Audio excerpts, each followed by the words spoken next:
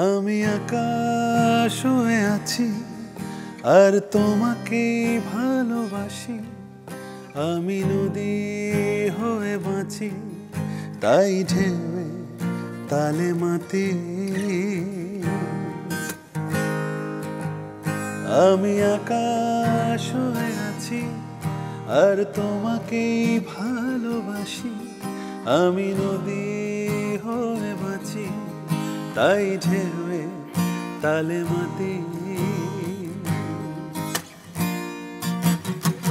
দূরে দূরে বহু দূরে মন ভাঙানো সুরে সুরে হাঁটি একা পথ ধরে মেঘের বাড়ি ছুঁয়ে। দূরে দূরে বহু দূরে মন ভাঙানো সুরে সুরে হাঁটি একা পথ ধরে মেঘের বাড়ি ছুঁয়ে।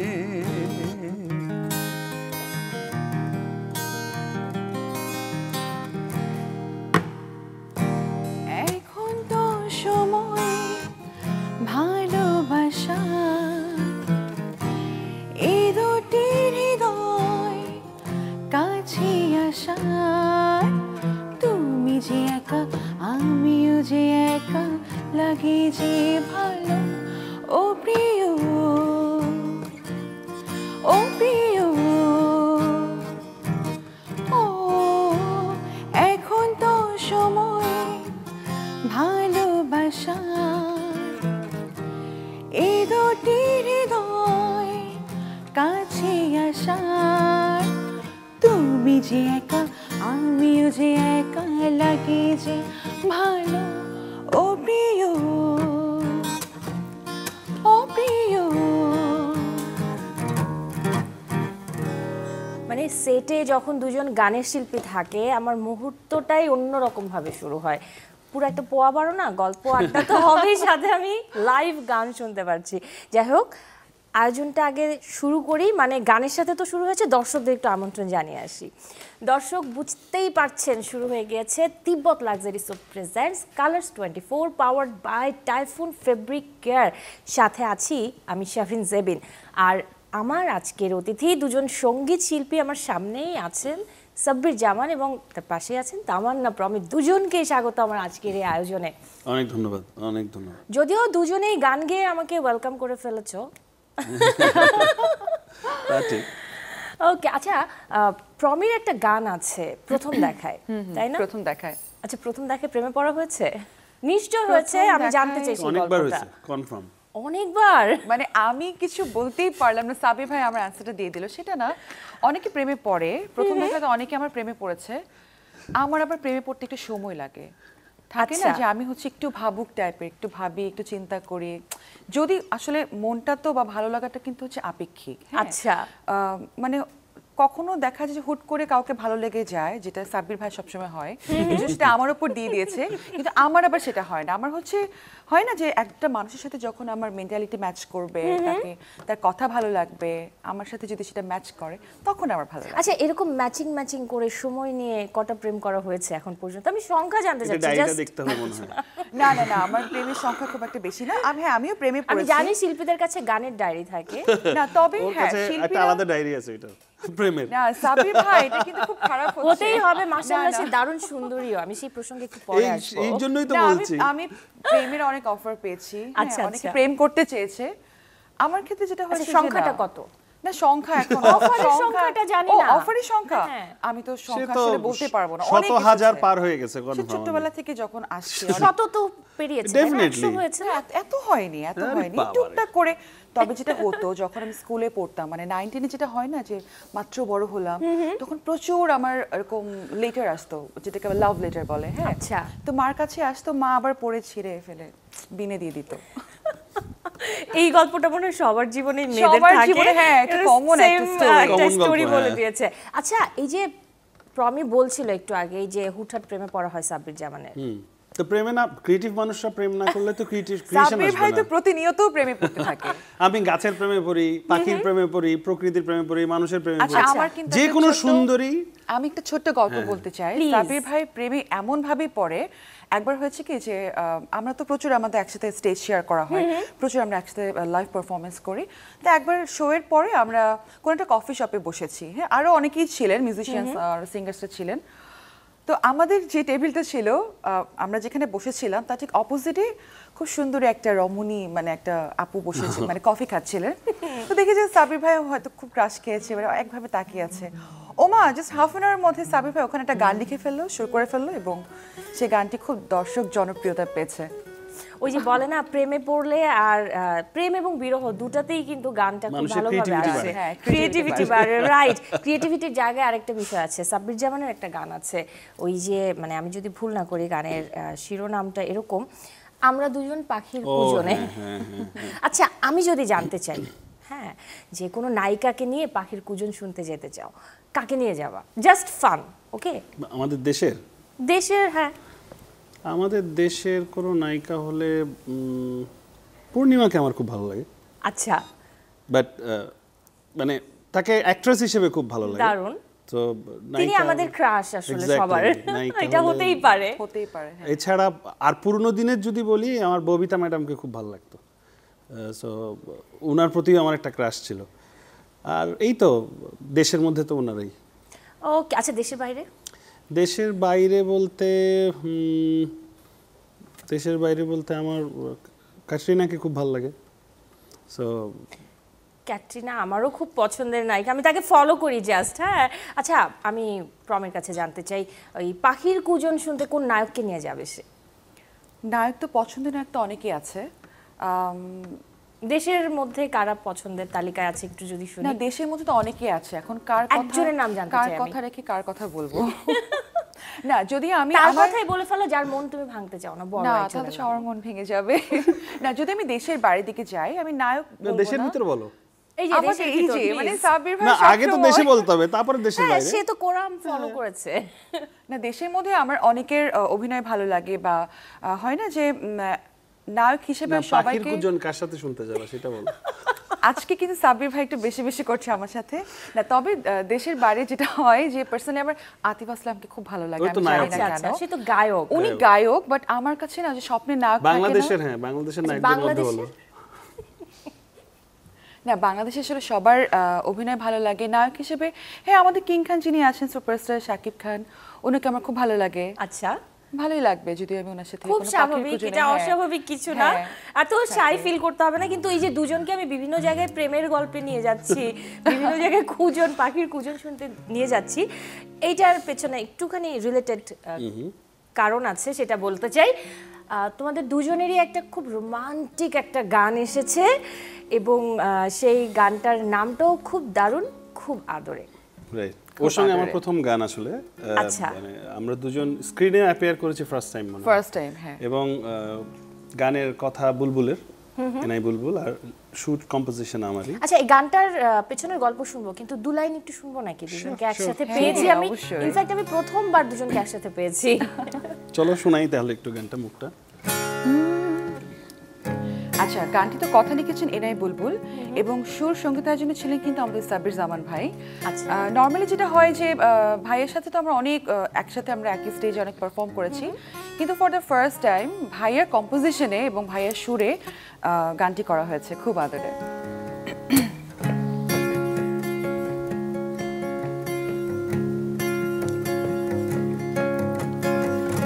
এই যে মায়া গভীর প্রেমে তুমি জড়ালে,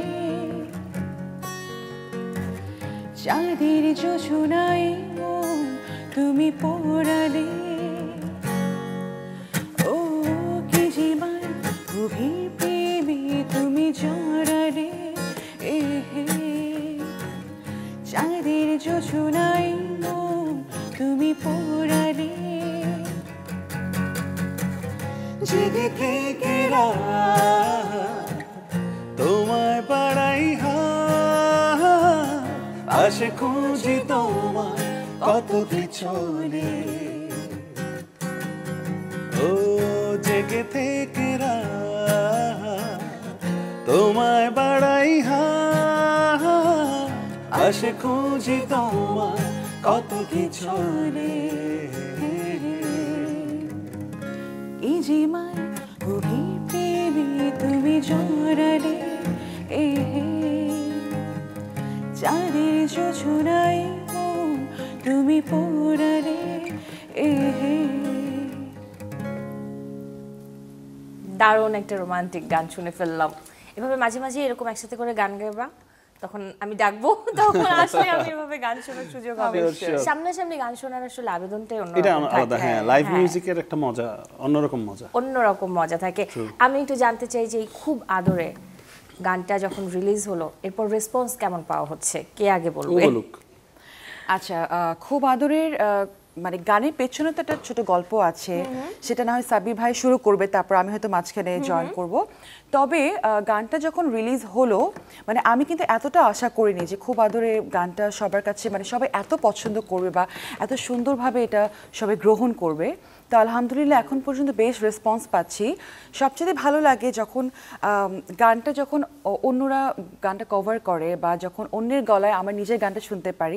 হয় না যে প্রত্যেকটা গান কিন্তু নিজের সন্তানের মতো, হ্যাঁ, তো এটা তো একটা সৃষ্টি, হ্যাঁ। তো যখন দেখি যে না আমার গানটা অন্যরা গাইছে গুনগুন করে, তখন মানে ভালো লাগার ব্যাপারটা অন্যরকম থাকে। বাহ।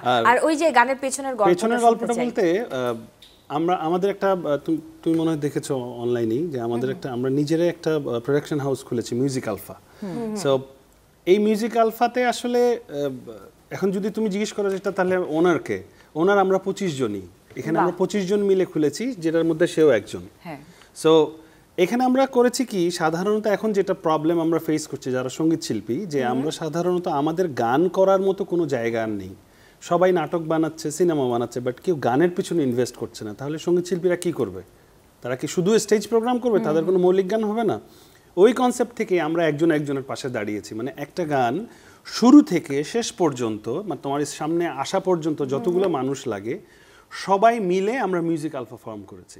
আমরা একজন আরেকজনের জন্য কাজ করছি এবং একজন আরেকজনের জন্য কাজ করছে। শুধু শিল্পী না, কিন্তু একটা গান তৈরি করতে একজন লিরিসিস্ট লাগে, একজন মিউজিক ডিরেক্টর লাগে, একজন সুরকার লাগে, একজন ডিওপি লাগবে ভিডিওর জন্য, একজন ডিরেক্টর লাগে, একজন এডিটর লাগে। সবাই মিলে আমরা মিউজিক আলফাটা ফর্ম করেছি। সাথে আমরা একটু অ্যাড করতে চাই, সেটা হচ্ছে যেটি সাব্বির ভাই বলেন, আর যখন মিউজিক আলফাটা আমরা চিন্তা করছি যে কি করা যায়, আমাদের প্রথম কিন্তু কনসেপ্টটা ছিল এরকম যে, হয় না যখন আমরা একটা গান রিলিজ দেই, যে প্রবলেমটা আমরা মনে হয় সবাই ফেস করি, যে গানটা যখন রিলিজ হয়, আমরা শিল্পীরাই কিন্তু আমরা নিজেদের গানটা শেয়ার দিতে চাই না।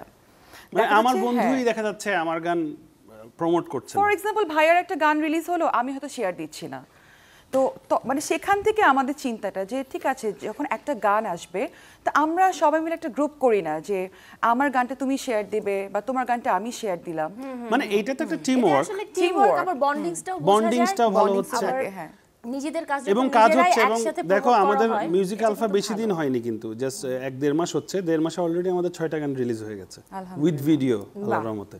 এবং সামনে আরো কাজ আসছে। এই যে সামনে 16 ডিসেম্বর উপলক্ষে আমরা মিউজিক আলফার সব মেম্বাররা মিলে একটা এক্সক্লুসিভ মিউজিক ভিডিও করেছি। যেই মিউজিক ভিডিওর একটা স্পেশাল থিম আছে, যে আমরা একজন একটা ক্যারেক্টার নিয়েছি, মানে একজন শ্রমজীবীর ক্যারেক্টারে আমরা কাজ করেছি। কেউ শ্রমিক, কেউ কৃষক, একজন ডক্টর, একজন কর্পোরেট, একজন ইঞ্জিনিয়ার। একেবারে নতুন কনসেপ্ট, এবং 4 ধর্মের 4 জন মানুষ, মানে একটা সম্প্রীতি দেখানোর জন্য যেটা করেছি আমরা। 16 ডিসেম্বরের মিউজিক ভিডিওটা করছি। আশা করি 14 কি 15 তারিখের ভিতরে আমরা রিলিজ করতে পারবো মিউজিক আলফার পেজে। Hope for the best. এবং আমার তো শুনে ভালো লাগছে, আর আমি মনে করছি যে আমার সাথে দর্শকরাও ওয়েট করছে এই গানটার জন্য। প্রমি এত সুন্দর গানও গায়, নায়িকা হওয়ার প্রস্তাব আসে না? তুমি তোমার সুন্দর চোখ দিয়ে, সুন্দর মন দিয়ে আমায় দেখছো বলে হয়তো তোমার কাছে আমি এত সুন্দর। আর তুমি যে এত সুন্দর করে কথা বলো সেটা কি হবে বলো? আমি তো তোমার আচ্ছা কথা আমি অনেক কিন্তু বড় নায়িকা একজন হওয়ার ভক্ত। প্রস্তাব পাই, আমি জানতে চাই প্রমি পাই কিনা। আমি আমার উত্তর বলে দিয়েছি। হ্যাঁ, আমি অনেক মুভির অফার পেয়েছি। আমি তো একটা রিয়েলিটি শো থেকে এসেছি 2009-এ, মার্কস অলরাউন্ডার, সেখানে তো চ্যাম্পিয়ন হয়েছিলাম। তো যেটা হয় যে একটা রিয়েলিটি শো থেকে যখন চ্যাম্পিয়ন হয়ে বের হয় বা যখন হয়েছিলাম তখন কিন্তু অনেক অনেক প্রপোজাল এসেছে ভালো ভালো কাজের, অনেক মুভির অফার এসেছে। তো তখন তো একটু ছোট ছিলাম, বা হয় না যে ফ্যামিলি থেকে যে এখন পড়াশোনার একটু ওদিকেই তুমি মন দাও, কাজ পরে করো, এই তো। তারপর তো অনেকটা সময় চলে গেল। হ্যাঁ, চলে গেছে। এখনো কেন নায়িকা হওয়া হয়নি?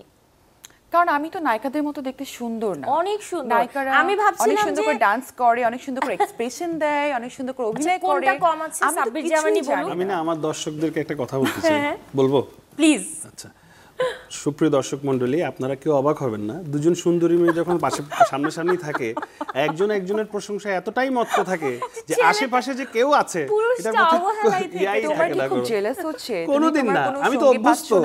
তোমাকে কেউ কমপ্লিমেন্ট দিচ্ছে না, এটা হয়তো বা দর্শক শ্রোতারা জানেন না, তাই তাদেরকে সাবির ভাইকে এখন আমরা আমি কমপ্লিমেন্ট সাব্বির ভাইকে এখন ধরতে আসতেছি, বাট তার আগে প্রমিকে আমি লাস্ট একটা কথা বলতে চাই যে আমি একটা বিষয় ভাবছিলাম যে এত সুন্দরী মেয়ে এবং সুন্দরী গায়িকা হয়তো ভালো স্ক্রিপ্টেরও অপেক্ষা করছে, সাথে আমার মনে হয় যে সুপারস্টার শাকিব খানেরও ওয়েট করছে যে সেখান থেকে অফার আসলে সে নায়িকা হতো।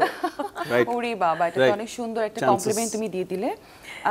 তবে আমার যেটা মনে হয় যে যারা অভিনয় করেন বা আমরা যাদেরকে বড় পর্দায় দেখি, সেখানে কিন্তু ওই কাজটা করা কিন্তু অনেক চ্যালেঞ্জিং একটা ব্যাপার। হ্যাঁ, সেখানে প্রপার ভাবে যে এক্সপ্রেশন দেওয়া, ডায়লগুলো ডেলিভারি দেওয়া, হ্যাঁ মানে ওই জায়গাটা আমার কাছে অনেক কঠিন মনে হয়। তুমি যেটা বললে যে কেন তুমি কাজ করোনি, তো আমার মনে হয় যে না, আমার যে সেক্টরটা এখানটাতে হয়তো আমি ভালো আছি, বা এই জায়গাটাতে আমার কমফোর্ট জোনটা সবচেয়ে বেশি। বাট এখানে একটা ছোট প্রশ্ন সাব্বির ভাইকে না করলেই না, যদি সাব্বির ভাই সিনেমা করে, সিনেমার নায়ক হয়, নায়িকা সে কাকে চায় এই দেশের মধ্যে? পূর্ণিমা তো আর হচ্ছে না। নায়ক হবে বলে মনে হয় না, কিন্তু আমার একটা ইচ্ছা আছে যদি কখনো সিনেমা করি আমি, সেটা হলো, ইচ্ছাটা হলো, ইদানিং হয়েছে ইচ্ছাটা, আমি ভিলেন হতে চাই। আচ্ছা, ভিলেন হিসেবে কারণ এখন ভিলেনরা বেশি ড্যাশিং হয় নায়কদের তুলনায়। আমি বুঝছি, কিন্তু সব নায়িকাই তো তোমার, তাই না? বাট আমি জানতে চাই যে সিনেমায় কোন নায়িকাটা প্রথম পেতে চাও তুমি, যে ওকে আজকে দৌড়ানি দিব? আসলে বুঝতেছি না ভাইয়া স্বপ্নের নায়িকা আসলে তালিকা এত বড়, কাকে রেখে কার কথা বলবে? তোমাকে এটা বুঝতে হবে জেবি। ওই তালিকাটাই আমাদেরকে নিতে হবে, আমি আফটার শো এটা নিব।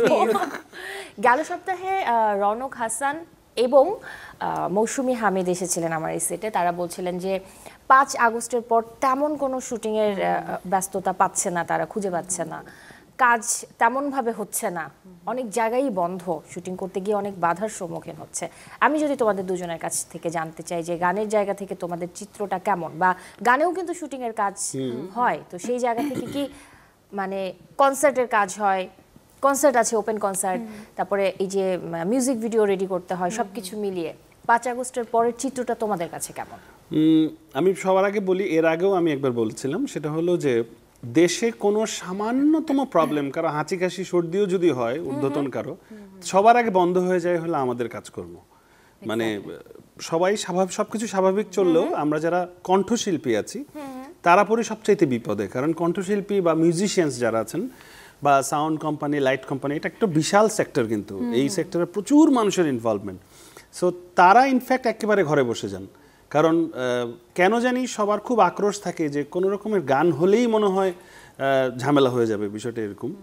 তো যার কারণে কিছু হলেই সবার আগে আমাদের কাজ বন্ধ হয়ে যায়, এবং বন্ধ হওয়ার কারণে যেটা হয় যে ধরো যারা একটু লো ইনকামের মানুষ যারা থাকে, বিশেষ করে মিউজিশিয়ানসরা বা জুনিয়র আর্টিস্টরা বা সাউন্ড ক্রুজ, লাইট ক্রুজ যারা আছেন, তারা পরে খুব বিপদে, কারণ তারা কিন্তু অনেকটা ডেইলি লেবারের মতো, তারা প্রতিদিন ইনকাম করেন এবং প্রতিদিন সেটা স্পেন্ড করেন তাদের ফ্যামিলিতে। তো এরকম একটা বিশাল চাঙ্ক অফ পিপল আছে যারা সম্পূর্ণ কনসার্টের উপর নির্ভরশীল, স্টেজের উপর নির্ভরশীল, কারণ আমাদের আর ইনকাম সোর্স কিন্তু নেই খুব একটা আর্টিস্টদের। সো সেক্ষেত্রে গত 5 আগস্টের পরে, আসলে 5 আগস্টের আগের থেকেই, পরে বললে ভুল হবে, যখন থেকেই প্রবলেম শুরু হলো, আন্দোলন শুরু হলো, তখন থেকেই কিন্তু আমাদের সেক্টরটা একদমই বন্ধ ছিল। তো তার পরপরই আমরা যেটা করলাম, আমরা কিছু শিল্পীরা ভেবে দেখলাম যে আসলে এইভাবে বসে থাকলে তো কোনো লাভ নেই। তুমি দেখবা অনেক বড় বড় আর্টিস্টরা, লেজেন্ডারি আর্টিস্টরা এটা নিয়ে স্ট্যাটাস দিয়েছেন।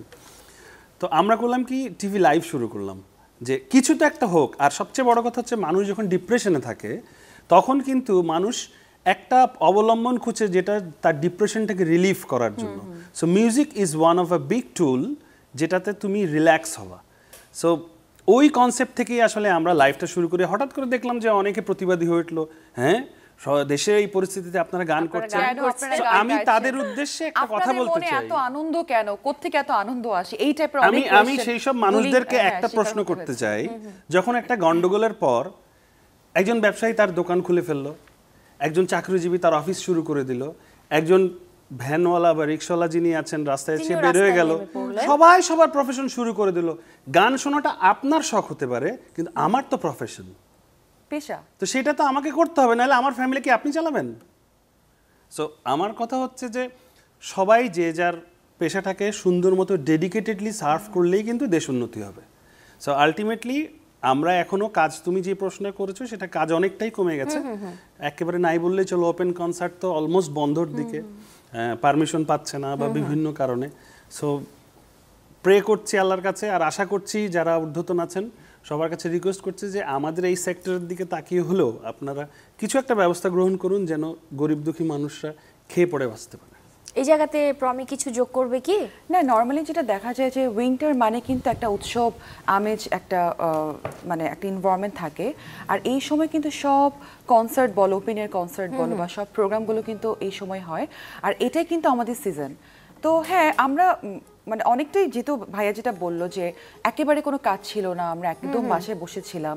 আর এটা কিন্তু সত্যি কথা যে আমরা দেখা যায় একটা কনসার্টে বা একটা প্রোগ্রামে আমরা শিল্পীরা হয়তো মাঝখানে দাঁড়িয়ে গান গাইছি, কিন্তু এটার পেছনে নেপথ্যে স্টেজের পেছনে যে কত মানুষ এখানে জীবিকা নির্বাহ করছে, কতগুলো মানুষ এখানে ইনভলভ এবং তাদের পরিবার সাথে। তো সেক্ষেত্রে আমরা খুব ডিপ্রেসড হয়ে গিয়েছিলাম যে কি হবে।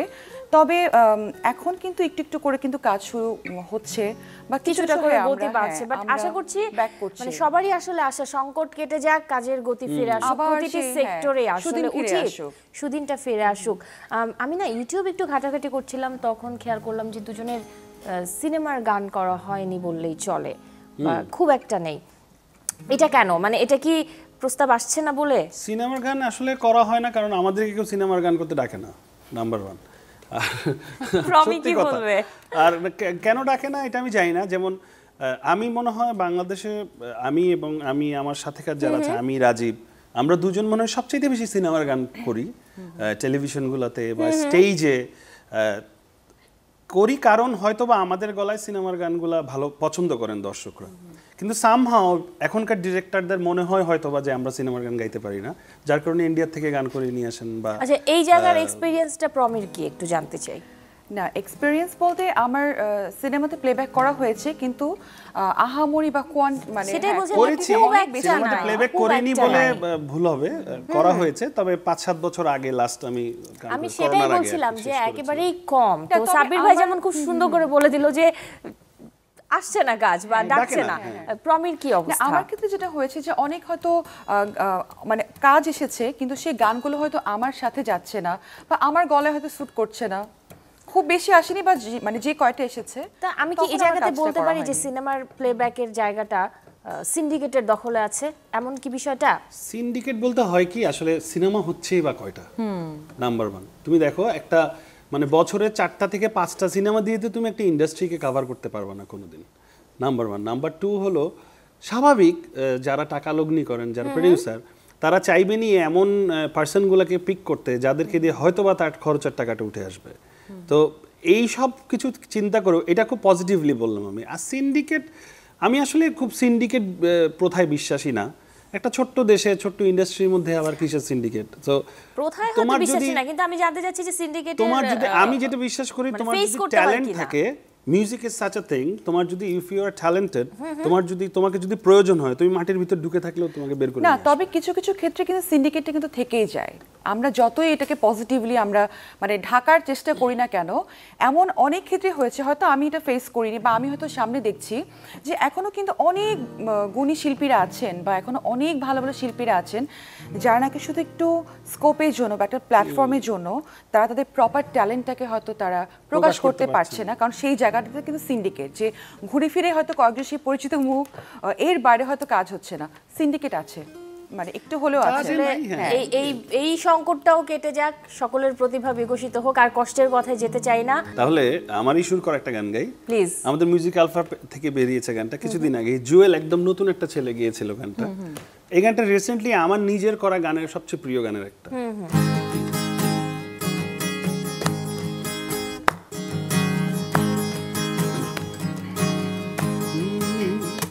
তোমার মেঘলা চোখে একলাই আমি বৃষ্টি ভাঙায় ঘুম, আমার ঘরে নামাও তুমি মেঘ বরষা ঝুম।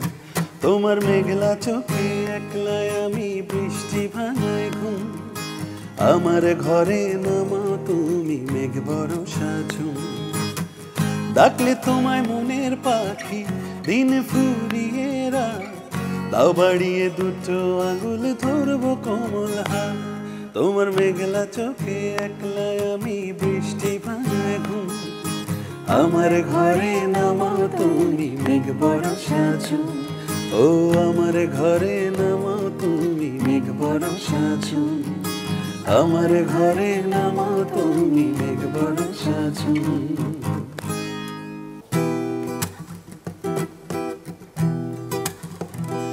শুধু তোমার কারণে শত বারণে ছুটে আসি উড়ু মেঘে চাদরে জলের আদরে ডুবি ভাসি ছুঁয়ে দাও তুমি যখনই দু চোখে নামে জোছনা, কতটা ভালোবাসি হায় সে কি বোঝো না।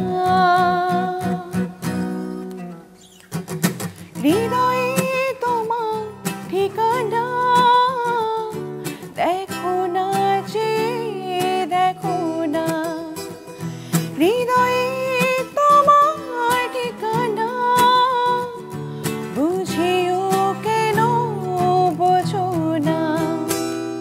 আমি একটু দুজনের কাজের ব্যস্ততা, আগামীর পরিকল্পনা জানতে চাইবো, বাট তার আগে আরেকটা প্রশ্ন আছে আমার কাছে। আমরা এই মুহূর্তে আছি 2024-এর একদম শেষ মাস, ডিসেম্বরে। তো আমি যদি জানতে চাই যে এই বছরটায় 2024-এ প্রাপ্তি অপ্রাপ্তির ঝুলিতে কি মনে হচ্ছে, কতটুকু যোগ হয়েছে, কতটুকু এখনো আসেনি, অপ্রাপ্তির তালিকায় রয়ে গেছে, ছোট্ট করে দুজনের কাছে শুনতে চাই। আচ্ছা, 2024টা আমার যেমনটা গেল যে ভালো খারাপ মিলিয়ে গিয়েছে, মানে একেবারে মিক্স ছিল। আমি বলবো না যে খুব আমার ভালো গিয়েছে বা খুব খারাপ গিয়েছে, একটা ব্যালেন্স হয়ে মানে পুরো মানে বছরটা শেষ হচ্ছে। তো যেটা হয় যে চাই না যে নতুন বছর যেটি আসবে সেখানে অপ্রাপ্তি আর কিছু মানে যোগ হোক, সব প্রাপ্তির তালিকাটা যেন খুব বড় হয়। আর সবচেয়ে বেশি করে আমার চাওয়া যে আমাদের দেশটা যেন আবার খুব সুন্দরভাবে যেন সাজিয়ে উঠতে পারে, আবার যেন সব কিছু আগের মতো হয়ে যায়। সুন্দর একটা দেশে আমরা জাস্ট নিরাপত্তা চাই, যে নিরাপদে থেকে আমরা কাজ করতে চাই। এটা আসলে আমাদের সবারই চাওয়া। এই জায়গায় সাব্বির জামান কি যোগ করবে? আমি একেবারে পজিটিভবাদী একটা লোক। আলহামদুলিল্লাহ, আল্লাহ এই বছর খুব ভালো রেখেছেন এবং সব যাই হোক, যাই কিছু হয় না কেন ভালোর জন্যই কিন্তু হয়। এবং এই বছরের শুরুতেই আল্লাহ তার ঘরে আমাকে নিয়ে গেছেন, সেখান থেকে আমি ঘুরে এসেছি। তারপর অনেকগুলো দেশের বাইরে কনসার্ট ছিল, ওগুলোও শেষ করেছি। আমার নিজস্ব গান বেরিয়েছে, যেই সময় পুরো দেশ স্থবির ছিল তখন থেকে আমি আমার নিজের গান নিয়ে কাজ করছি, নিজের গান বের করছি একটার পর একটা। আমরা তো সঙ্গীতের মানুষ, সঙ্গীত নিয়ে ব্যস্ত থাকবো। এবং আলহামদুলিল্লাহ এই পর্যন্ত যদি ফিরে দেখি আল্লাহ আমাকে বেশ ভালো রেখেছেন। এবং সৃষ্টিকর্তার কাছে এটাই দোয়া করি যেন সবাইকে আল্লাহ তার মতো করে ভালো রাখেন, সুন্দর রাখেন এবং নিরাপদে রাখেন।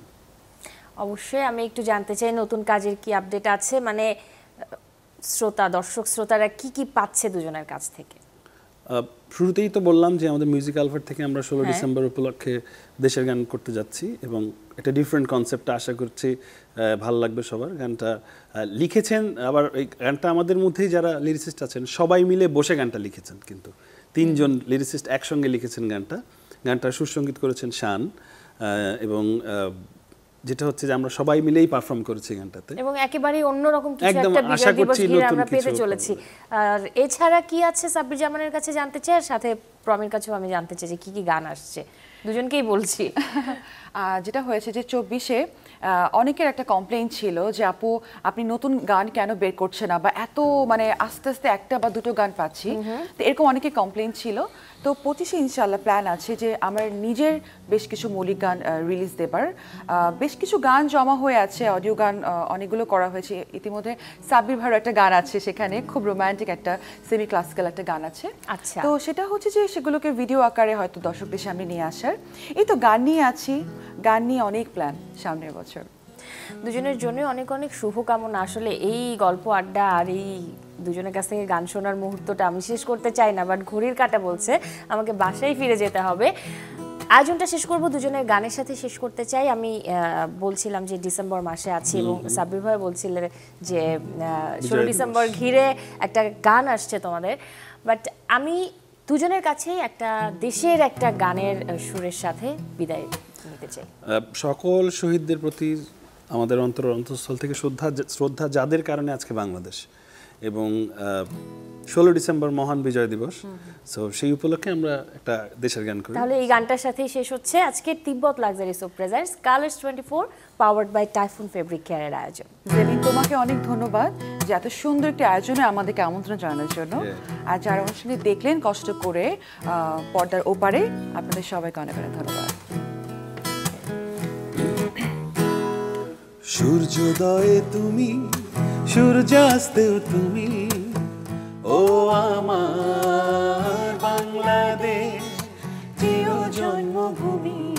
সূর্যোদয়ে তুমি, সূর্যাস্তেও তুমি, ও আমার বাংলাদেশ প্রিয় জন্মভূমি, ও আমার বাংলাদেশ প্রিয় জন্মভূমি।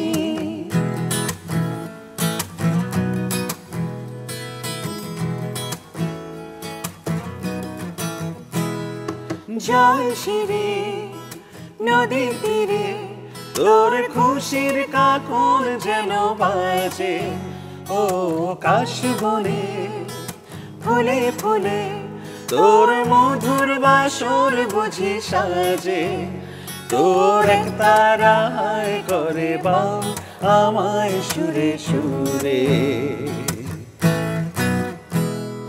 সূর্যোদয়ে তুমি, সূর্যাস্তেও তুমি,